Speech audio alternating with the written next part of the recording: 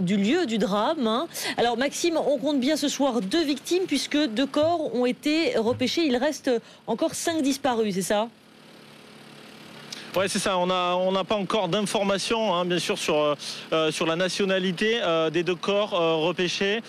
C'est donc vers 16h45, vous l'avez dit cet après-midi, que c'est écrasé en mer. C'est A320. Il effectuait un vol d'essai dans le cadre d'une transaction entre la société allemande XL Airways et la société Air New Zealand. Donc il s'agissait d'un vol circulaire d'1h30 et c'est lors de son approche pour atterrir donc sur l'aérodrome de Perpignan que l'A320 a donc eu un souci technique encore inconnu et a tenté un amérissage d'urgence. Maxime, quels moyens ont été déployés pour les recherches ? On sait déjà que des enquêteurs français et allemands, 8 au total, ont été dépêchés sur place.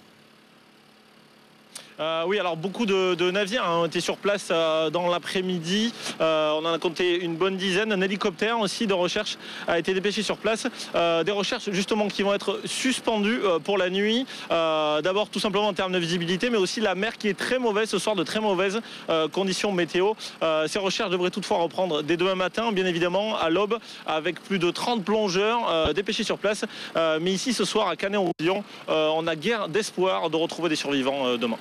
Effectivement, c'est ce que disait à l'instant le procureur adjoint de Perpignan. Merci beaucoup Maxime Souniac pour tous ces éléments. On reviendra évidemment vous voir dans la soirée pour prendre des nouvelles et pour faire le point de la situation sur place. L'autre titre ce soir, c'est la bataille